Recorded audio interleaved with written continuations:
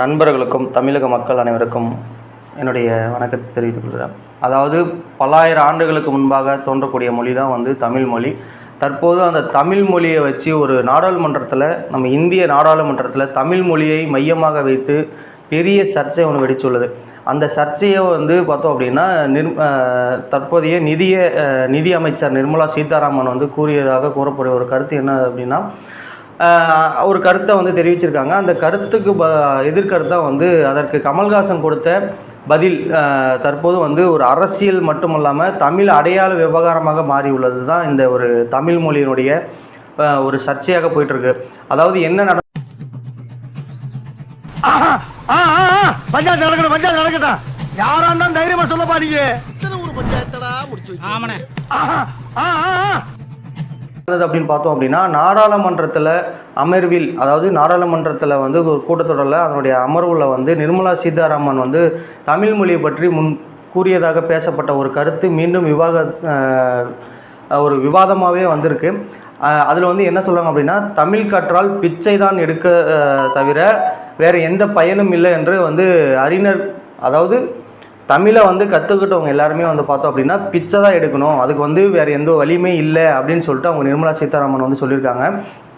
அதுக்கு வந்து அவங்க என்ன பண்ணுறாங்க அப்படின்னா, ஒரு அறிஞரை மேற்கோள் காட்டி அவங்க வந்து பேசுகிறதா சொல்லி ஒரு சர்ச்சை ஒரு பயங்கரமான ஒரு சர்ச்சை ஒன்று போயிட்டுருக்கு.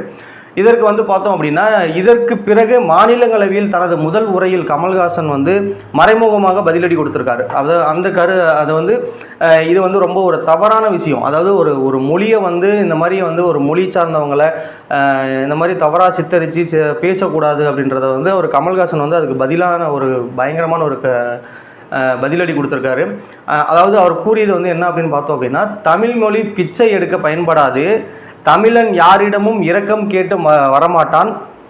அதாவது அவர் வந்து கமல்ஹாசன் என்ன சொல்லியிருக்காரு அப்படின்னா, தமிழ் மொழி பிச்சை எடுக்க பயன்படாது, அதாவது தமிழ் மொழி வந்து பிச்சை எடுக்க பயன்படாதுன்றது ஒரு விஷயத்தை அதுக்கு உள்ள அர்த்தத்தோடு வச்சு பேசியிருக்காரு. அடுத்து வந்து பார்த்தோம் அப்படின்னா, தமிழ் யாரிடமும் இரக்கம் கேட்க மாட்டான். அதாவது தமிழன் வந்து யாருக்கிட்டேயும் தன்னோட இரக்கத்தையோ அவன் போய் எந்த ஒரு இதோடையும் எனக்கு நீ கொடு, இது செய்யணும் அப்படின்ற தன்மான முக்கியம் தான் வந்து தமிழன்.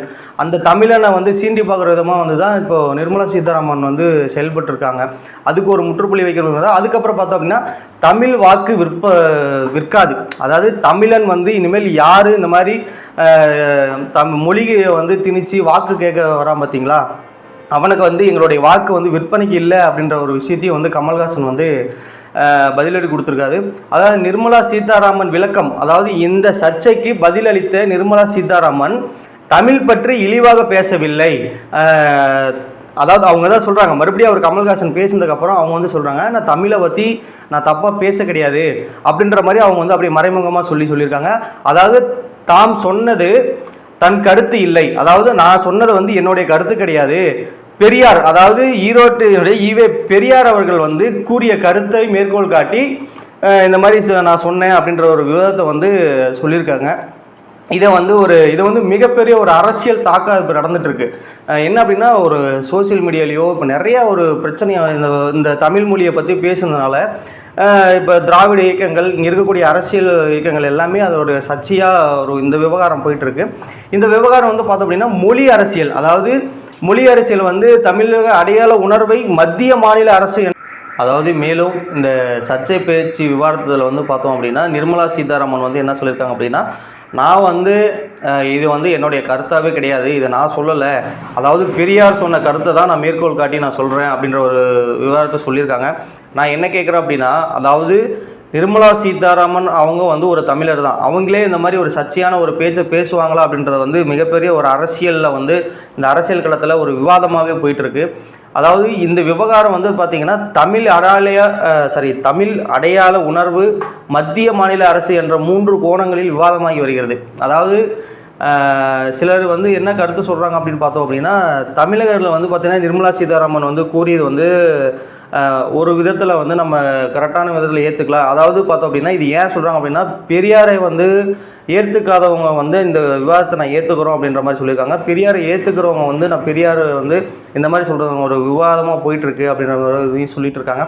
அதாவது இதோடைய முடிவாக நம்ம என்ன சொல்கிறோம் அப்படின்னா, தமிழ் மொழி வந்து அரசியல் எல்லை கடந்த உணர்வு. அதாவது எந்த தமிழனும், எந்த ஒரு மானமுள்ள தமிழனும் பார்த்தோம் அப்படின்னா, இதை வந்து அரசியல் படுத்தியோ, அது அரசியல் தாண்டிய ஒரு உணர்வு அப்படின்றது தான் தமிழ் மொழியோட உணர்வு.